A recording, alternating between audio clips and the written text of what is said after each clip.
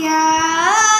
أيها الناس أنتم الفقراء إلى الله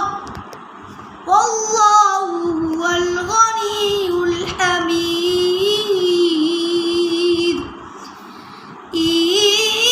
يشأ يذهبكم ويأتي بخلق جديد وما ذلك على الله بعزيز ولا تزر وازرة